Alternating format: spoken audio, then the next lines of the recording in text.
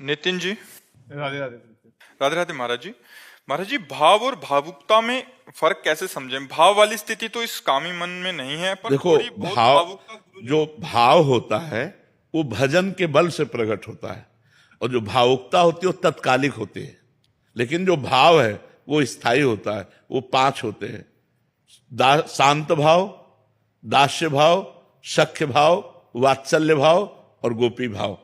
ये 5 भाव होते हैं, तपस्या और साधना से प्राप्त होते हैं जब हम भजन साधन करते हैं। और भावुकता होती है कि थोड़ी देर के लिए किसी व्यक्ति के प्रति हमारा, किसी घटना के प्रति हमारा, किसी की परिस्थिति के प्रति हमारा जो द्रवित हो जाना है उसे भावुकता कहते हैं। और साधना भक्ति से जो भाव की प्राप्ति होती है, जैसे शांत भाव, अम्मान अपमान सुख दुख लाभ हानि सब में वो समान शांत रहेगा।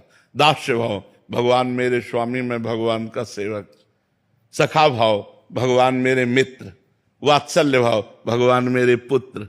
गोपी भाव, कांता भाव, भगवान मेरे प्रीतम। अब इस भाव को माया नहीं टाल सकती, ये दिव्य भाव। लेकिन भावुकता का परिवर्तन हो सकता है।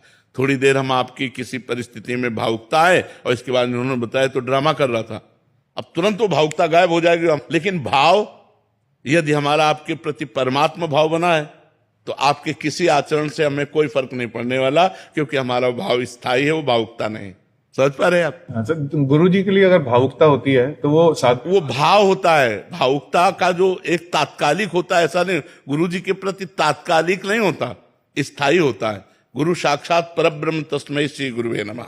अपने गुरु के लिए संपूर्ण जीवन समर्पित कर देना, अपने गुरु की आज्ञा में प्रत्येक पल चलना, अपने गुरु के लिए तन मन धन सर्वस्व वार देना, ये भावुकता नहीं होती, ये भाव होता है।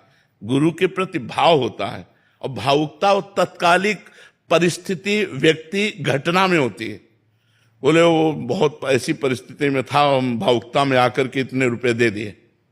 वो भावुकता में, घटना, परिस्थिति में जो आता है वो तात्कालिक होती है, लेकिन जो भाव होता है वो स्थायी होता है। गुरु के प्रति जो हमारा गुरु भाव है, गुरु साक्षात परब्रह्म, ये हमारा स्थायी भाव है। इसमें परिवर्तन नहीं होना चाहिए। तभी मोक्ष की प्राप्ति होती, तभी कल्याण की प्राप्ति होती। थोड़ा साधना करते समय भावुकता होती है तो ये नहीं, ये सतोगुणी है।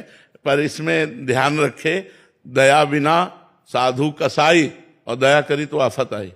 संभल करके, जैसे हिरन पर दया की, भरत जी के चरित्र में आता है, दया करके 2-4 दिन पोषण करके छोड़ देना था, लेकिन उसी में आसक्त हो गए तो अगला जन्म हिरन का हुआ।